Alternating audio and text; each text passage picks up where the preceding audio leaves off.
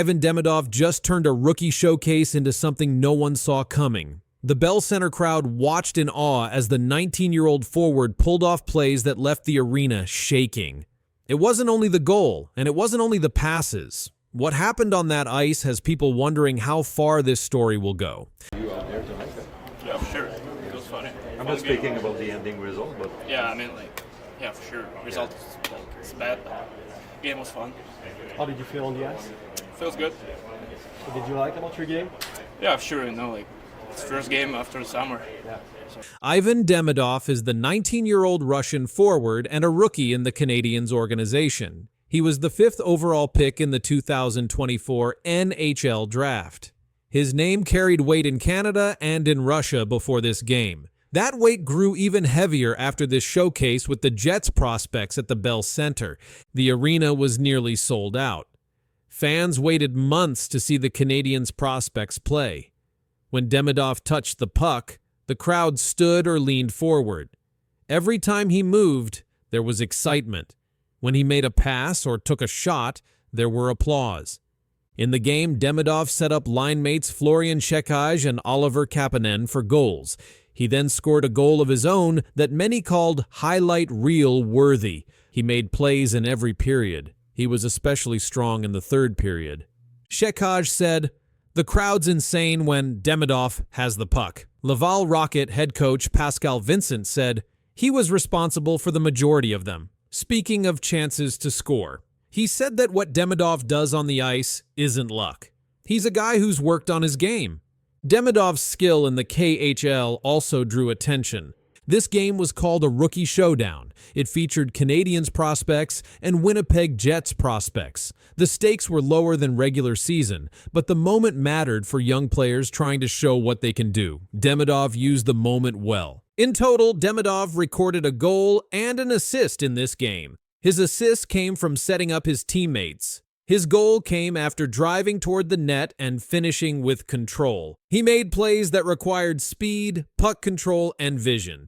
Every time he got the puck, the crowd responded. They chanted his name. The atmosphere grew louder with each shift. Those reactions came earlier when he played for SKA and when he signed with Montreal. But last night, those reactions were louder than before. Coach Pascal Vincent said for a coach, it is fun to have a player who can make the difference on every shift. Vincent added that Demidov is still young and will continue to improve. Earlier in his career, Demidov had notable moments. In the NHL, he scored his first goal in his first career game. He also had an assist in that same game. In his time with SKA St. Petersburg, he set records for under 20 players. The Manitoba Jets prospects game is a chance for players to prove themselves. Demidov's performance may affect how coaches use him this season. It may influence how often he plays, in what situations, and in which lineup spots. Demidov's pace in the third period stood out. He used speed to beat defenders. He used puck control to avoid losing it in tight spaces. He pushed play into the offensive zone. He forced the Jets prospects to respond. The highlight goal came after he broke in on a breakaway chance. He collected the puck, carried it in, and made the move that beat the goalie. He also made many plays that led to scoring chances, even when he did not get the puck himself. Demidov's presence drew comparisons. People compared the crowd's reaction to what they see for established stars. The buzz around his name came because of how often the crowd reacted when he had the puck. The article noted that fans from all over the city and beyond were paying attention. Some were calling friends to ask if he was going to play. Montreal's Bell Center has history. It has hosted many great Canadiens games. The mood in that building last night reminded many of those big moments. Demidov's shifts added to that feeling. The lights, the crowd, and the sound made the atmosphere feel important. Their goals came from passes he made that opened space. He created those passes under pressure. He made plays while being checked. He found openings. He moved the puck quickly. He moved ahead of defenders. The Rookie Showdown label means this game is about the future of the Canadiens. Demidov is seen by many as a key piece of that future. His performance may shape how the club views its prospect pipeline. Demidov's improvement from prior seasons was noted in the article. It said his recent play in the KHL and his arrival in Montreal last spring showed proof of skill. Skills he used last night with the Jets prospects. Coach Vincent said Demidov's contributions were many. He was responsible for the majority of them, referring to scoring chances. Every shift Demidov took had purpose. He moved with speed. He drove to the net. He passed when needed. He took shots. He built plays. He can impact special teams, even though this was a prospects game. The showing against the Jets prospects adds to Demidov's early NHL resume. It joins his first NHL goal game. It joins the seasons in the KHL. It joins his rookie start last spring. Montreal Canadiens fans will likely remember this game. The name Ivan Demidov trended on social media. Clips of his goal and assists circulated online. Many analysts highlighted his name in recaps. Demidov's age, 19 years, makes this performance more notable. For a player so young, recording both a goal and an assist in a high-pressure setting shows promise. In prospect games, many young players play limited minutes. Demidov played with more minutes and more visibility. He was on ice more often than many peers last night. That gave him more chances to show his skill. His performance laid groundwork. Coaches saw him make difficult plays. They saw him make smart reads. They saw speed. They saw composure. All those things will matter when the real NHL season begins. The game ended. The crowd left with energy. The media talked about Demidov. Sportsnet published an article calling it a show. Let's begin with the story from the NHL. It's reinstating the 5 players acquitted of sexual assault in July. The athletes were members of Canada's World Junior Hockey Team in 2018. In its announcement today, the league said the players' actions were, quote, deeply troubling and unacceptable, but they can return to the NHL in December if a team signs them. 5 players were banned. Now they're back. It's been over 7 years since the night that changed everything. In just weeks, they can sign new NHL deals. And by December, they can be on the ice again. This decision came fast, and it's not sitting well with everyone. The NHL just made it official, and the fallout has already started. But the union representing these five players in their statement points out that this was deemed to be not criminal. These men were not found guilty. In a huge announcement, the NHL has cleared 5 players to come back and play. These players were part of Canada's 2018 World Junior Hockey Team. Their names are Carter Hart, Dylan Dubé, Michael McLeod, Cal Foote, and Alex Formenton. They had been facing serious charges, but now they are no longer in trouble with the law. On July 25, 2025, a judge in Ontario said the players were not guilty. The case was about something that happened in London, Ontario in 2018. It was during a Hockey Canada event. The players were accused of sexual assault, but the judge said the woman's story did not match the facts. She said the story had problems and didn't feel true.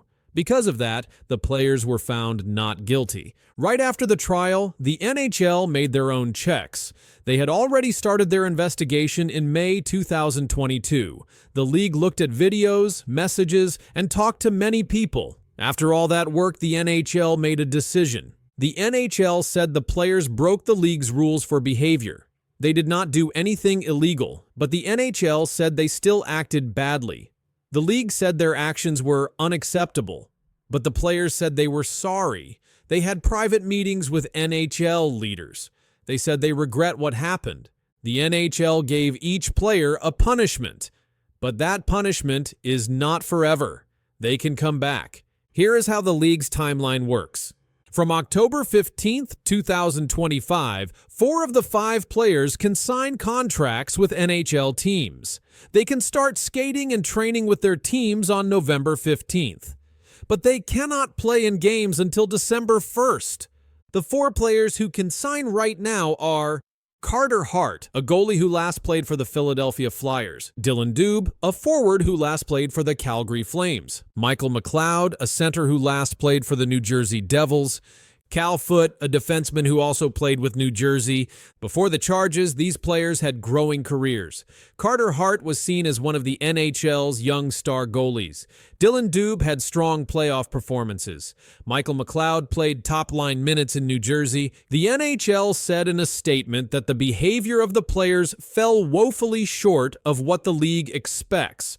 They said this is not how NHL players should act. But after talking with the players and reviewing the case, the league agreed to lift the ban after a delay. This was not a quick choice. The NHL talked to lawyers. They read many pages of court records. They looked at phone records, hotel camera footage, and interviews. This was the biggest off-ice investigation the league has done in years. The case had first come to light when it was revealed that Hockey Canada paid a large sum of money to settle the woman's complaint in 2018. That money came from a special fund, and that made many people angry. The whole hockey world was affected. Because of the case, many changes were made at Hockey Canada. Leaders resigned. New rules about safe sport and behavior were introduced. The NHL's own investigation took over 2 years to complete. Now that the players are cleared to come back, teams must decide if they want to sign them. That choice is not easy. Some fans may not want to see them on the ice. Other teams may feel pressure to stay away. As of now, no team has signed any of the 4 available players. One quote from the NHL said, "While the players' conduct was found not to be criminal, it was clearly unacceptable." That quote came directly from the league's public statement. The NHLPA, the players' union, also gave a comment. They said, "To avoid a protracted dispute that would cause further delay, we reached the resolution that the league announced today." The timeline remains clear. October 15th, the players can sign. November 15th, they can train. December 1st, they can play games again. For now, Carter Hart, Dubé, McLeod, and Foote are free to talk with teams, but they cannot join training camps that begin in early October. Alex Formenton's return will depend on whether Ottawa wants him back. For the 5 players, their careers could restart, but this story will follow them. Teams who sign them will need to talk with fans, answer questions, and explain their choice. The NHL has now set a process. That process says when, how, and under what conditions these players can return. They are not being rushed back. There is a clear schedule. From this point on, it is up to teams. Each NHL team will now decide, do they want to sign these players or not? The hockey world is watching. The Canadiens just delivered a cap shock that sent ripples through the NHL. Montreal has made a bold cap decision that few saw coming. They are now actively working to move a massive $10.5 million contract. The implications for team flexibility are serious and immediate. Reports confirm a new frontrunner has emerged in the race to take on the deal. The Montreal Canadiens are in active talks to move the contract of Carey Price. According to reports, the contract carries a cap hit of $10.5 million. Carey Price has not played since the 2021 to 2022 season. His career has been put on hold due to a knee injury that required surgery. Despite not playing, his contract remains on the books for the Canadiens. The Canadiens already paid out a $5.5 million signing bonus to Price on July 1st. This payment was scheduled as part of the contract structure. With that bonus now complete, the remaining value of the deal is much smaller in real money, but the cap hit remains high at $10.5 million. This makes his contract attractive for teams looking to reach the salary cap floor without taking on large real cash commitments. The San Jose Sharks have been identified as a frontrunner in these talks. Pennsburg reported that the Canadiens' intention is to offload the contract to create greater cap flexibility for the coming seasons. This would free Montreal to make additional roster adjustments as they continue their rebuild. The Canadiens have already made significant roster changes in recent months. Defenseman Noah Dobson was acquired from the New York Islanders in a major trade. He was then signed to an 8-year contract extension worth $9.5 million annually. This move secured a top defenseman for the long term, but also added considerable salary commitments to the payroll. Moving Price's contract would give Montreal additional room to structure its roster around younger stars such as Nick Suzuki, Cole Caulfield, and Lane Hutson. It also provides space for the entry of Ivan Demidov, who joined the Canadiens this season after winning both Rookie of the Year and MVP honors in the KHL. The deal was structured with heavy signing bonuses. The latest of those, $5.5 million, has already been paid. That makes the remaining money less significant to an acquiring team, but under league rules, the cap hit of $10.5 million remains constant. This has made Price's contract one of the most discussed in current NHL trade rumors. The San Jose Sharks are in a position where they need to reach the salary cap floor. By taking on Price's deal, they can satisfy that requirement without spending the same amount in real dollars. Reports state that the Canadiens are willing to attach additional assets to move the contract. These assets may include draft picks or prospects. The importance of this transaction lies in what it does for Montreal's flexibility. With the $10.5 million hit removed, they would have more space to extend current players, sign new talent, or absorb contracts in future trades. Montreal's front office has been reshaping the roster steadily. Last season, the Canadiens posted a 40-31-11 record. They returned to the playoffs, but were eliminated in the first round. Nick Suzuki led the team in scoring with 82 points. Rookie defenseman Lane Hutson won the Calder Trophy after an outstanding debut season. Cole Caulfield added 34 goals. Price's contract includes a no-movement clause. This means that any trade must be approved. However, since he is no longer active, the focus is primarily on cap management rather than playing considerations. The Canadiens are now seeking to use the same mechanism to clear Price's contract. The discussions with San Jose are ongoing. Reports suggest that a deal could be finalized in the coming days. For Canadiens fans, Price remains a franchise icon. He led the team to the Stanley Cup Final in 2021. He is remembered as one of the greatest goalies in team history. But the present reality is financial. The $10.5 million cap hit restricts Montreal's ability to maneuver. The move to shift this contract marks a significant step in the team's rebuild. The Canadiens have positioned themselves with a core of young talent. Suzuki, Caulfield, Hutson, and Demidov are central to that plan. Dobson now anchors the defense with his new 8-year deal. The removal of Price's contract would allow management to continue shaping the roster around this young group. The transaction is being watched closely around the league. San Jose is seen as the most likely partner, but other teams could enter the discussions. The timing, right after the latest bonus payment, makes the contract easier to move. With Price's playing career effectively over, the trade is about cap space and financial structure. This makes the Canadiens' decision one of the most significant cap moves of the current offseason. We get to Connor Bedard at number 8, former teammate of Patty Maroon's.